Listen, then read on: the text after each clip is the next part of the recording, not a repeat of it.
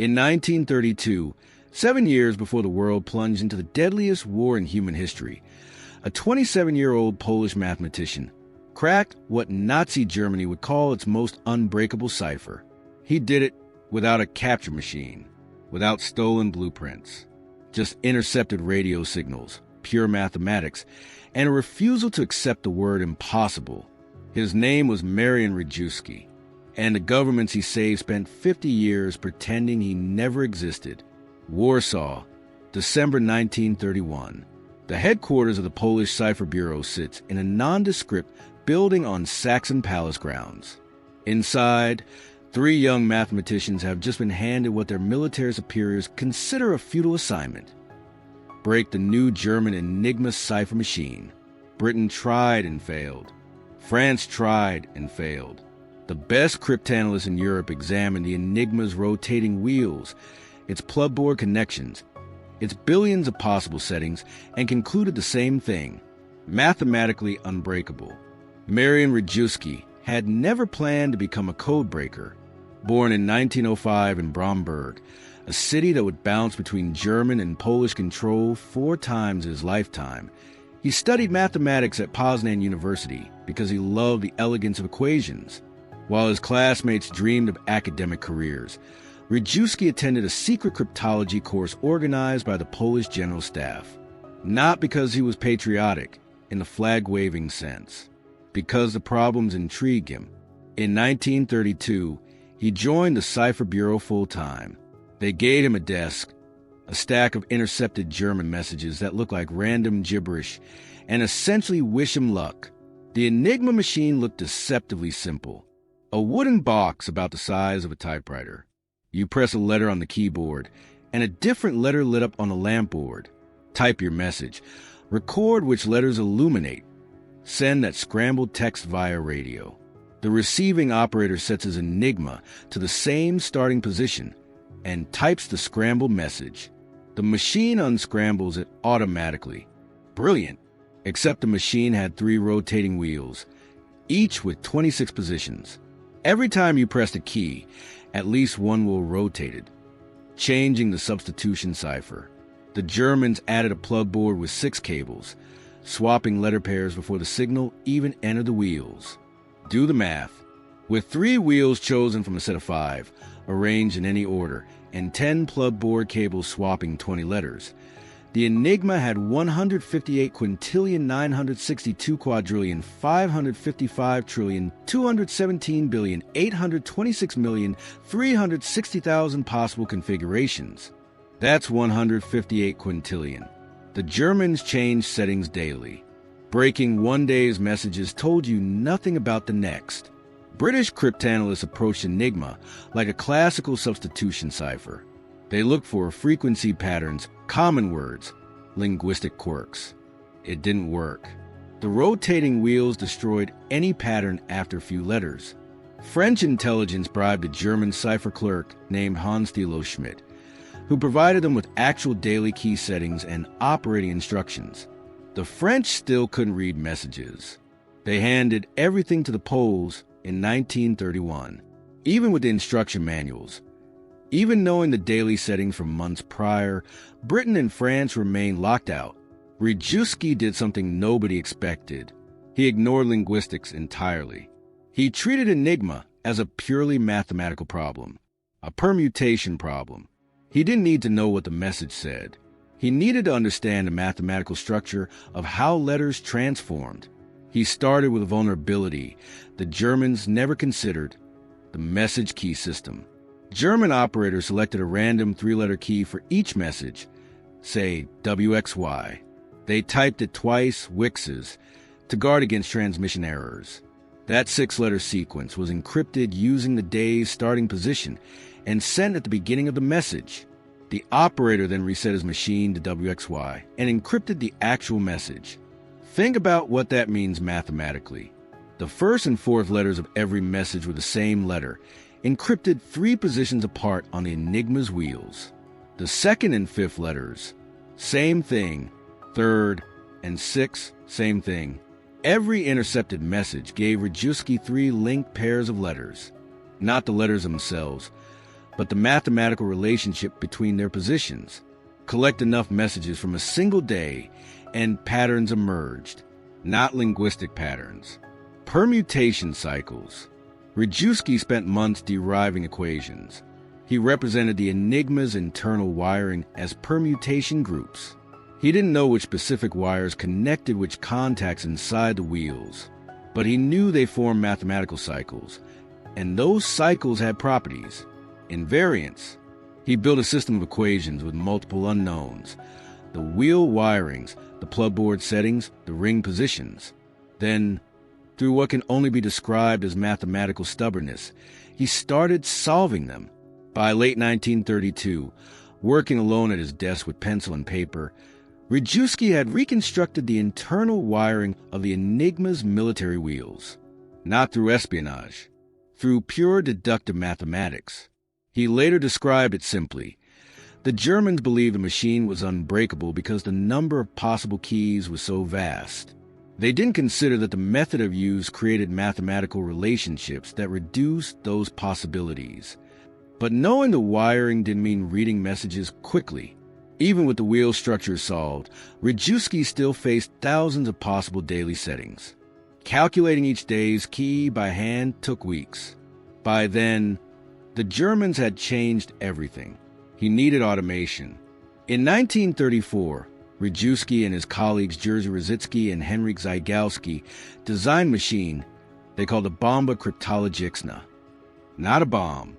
The name allegedly came from the ticking sound it made, which reminded Rositzky of a ticking bomb, though Rejewski later said the name's origin was less dramatic.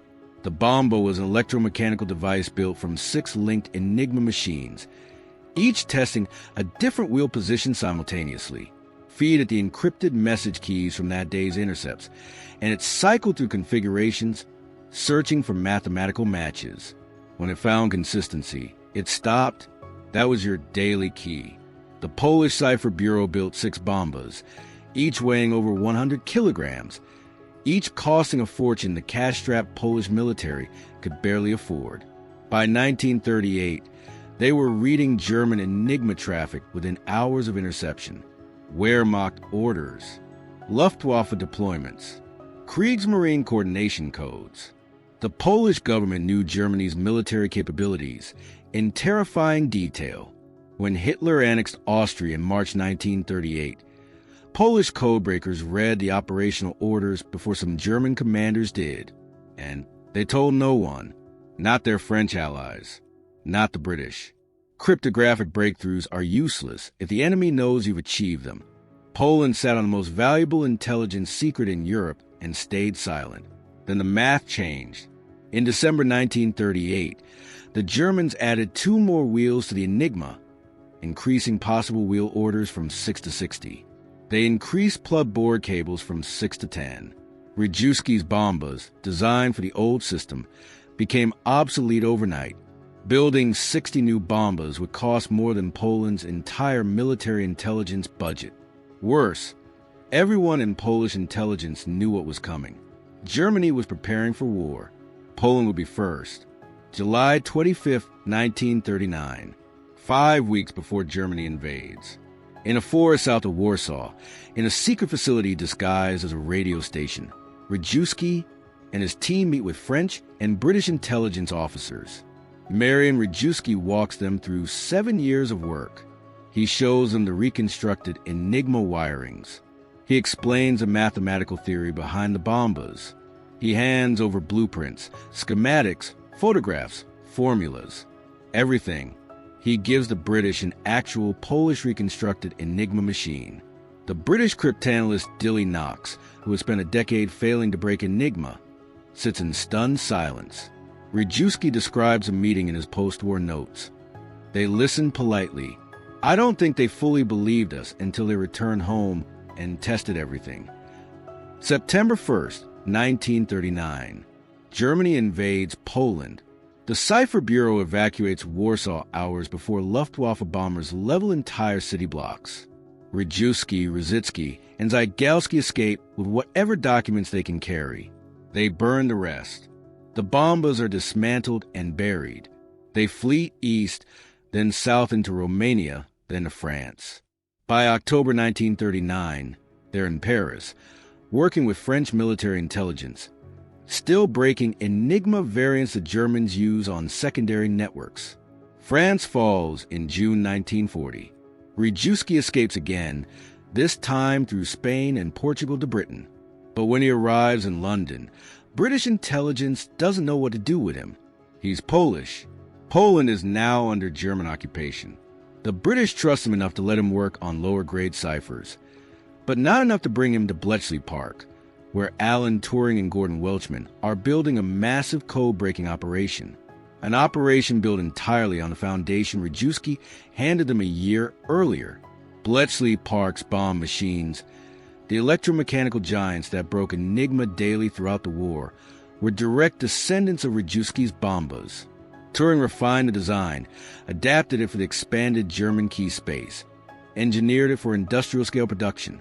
By 1943, Bletchley operated over 200 bombs, reading thousands of German messages daily. Historians estimate the intelligence shortened the war by 2 years and saved millions of lives. Winston Churchill called the Bletchley codebreakers the geese that laid the golden eggs and never cackled. Marian Rejewski spent the war breaking relatively minor German codes from a makeshift office in southern England. He had no contact with Bletchley Park. He didn't know they'd succeeded with his methods until after the war ended. May 1945, Germany surrenders. Rejewski wants to go home, but home no longer exists, not the way he left it. Poland is under Soviet control, a satellite state of Stalin's USSR. British intelligence warns him, if you return, the Soviets will interrogate you. They'll want to know everything you know about British cryptographic methods. You'll be compromised, imprisoned, or worse. Rejewski ignores the warning. He returns to Poland in 1946. The Polish Communist Security Service interrogates him for weeks. Who did you work for? What codes did you break? What methods did the British use? Rejewski tells them nothing of substance. He's a patriot, not to the government, but to the principle that a codebreaker never reveals sources and methods. The authorities forbid him from speaking about his wartime work. They don't imprison him. They do something crueler. They erase him. For the next 35 years, Marian Rejewski works as an accountant at a cable factory in Bydgoszcz. He processes invoices. He calculates inventory. Colleagues know him as a quiet, precise man who's good with numbers. Nobody knows he cracked the most famous cipher in history. When historians begin writing about Enigma in the 1960s, they credit Alan Turing. They credit Bletchley Park. A few mention Polish contributions vaguely, without names. The British government keeps everything about Rejewski classified, officially to protect methods still in use during the Cold War, unofficially because acknowledging a Pole-cracked Enigma FIRST complicates the narrative of British cryptographic supremacy. In 1967, a Polish historian conducting research stumbles onto references to pre-war cipher work. He tracks down Rejewski. By then, Rejewski is 62 years old, retired from the cable factory, living quietly in Warsaw. The historian asks him directly, "Did you work on Enigma before the war?" Rejewski hesitates. Then he writes a short, technical memoir, just the mathematics. No dramatics. He describes it as a modest contribution to a larger effort. The Polish government finally declassifies his work in 1974. A few academic papers mention his name. A small ceremony in Warsaw honors him and the surviving members of the pre-war Cipher Bureau. No international press covers it. The Cold War is still cold. Britain doesn't confirm Polish contributions until the 1990s, a decade after Rejewski's death. Marian Rejewski died on February 13, 1980, at age 74. His obituary in Polish newspapers mention his work as an accountant and his wartime service in unspecified technical roles. The world was busy that year. The Soviet Union invaded Afghanistan. Ronald Reagan was running for president. Nobody noticed the passing of a retired factory accountant in Warsaw. Here's what the obituaries didn't say. In 1932, Marian Rejewski solved a problem the best minds in Europe called impossible. He did it with mathematics the Germans never imagined would be turned against them. He handed a solution to the Allies with no expectation of recognition, only the hope it would help stop the Nazi war machine. It did. The Enigma intelligence shortened World War II, saved countless lives, and shaped the outcome of the conflict. But Rejewski never sought glory. When asked late in life why he returned to Poland knowing he'd be silenced, he said simply, "It was my home. What else would I do?" The British built statues to Alan Turing. They turned Bletchley Park into a museum. They made movies celebrating their cryptographic triumph. They deserved recognition. Turing's contributions were extraordinary. But for 50 years, Britain and Poland both conspired, through classification and silence, to erase the mathematician who broke Enigma FIRST. Not because Rejewski failed, because he succeeded quietly in the wrong country at the wrong time, serving governments that would rather forget than share credit. Today, a small memorial in Poznan honors Rejewski and his team. Computer scientists study his mathematical techniques in academic papers. Cryptographers cite his work as foundational to modern cipher analysis. But ask most people who cracked Enigma code, and they'll say Alan Turing. They won't know the name Marian Rejewski, the mathematician who made the impossible possible, who saw with pencil and paper what machines and spies could not, who handed his life's work to allies who would deny his existence, who returned home to silence and spent decades calculating inventory in a factory, never complaining, never demanding recognition, carrying his secret until historians finally asked the right questions. By then, he was an old man who shrugged and said, "We did what was necessary. That was enough. It should have been enough." But history, like cryptography, is written by those who control the keys. And Marian Rejewski's key was locked in classified vaults for half a century, while others took credit for turning it.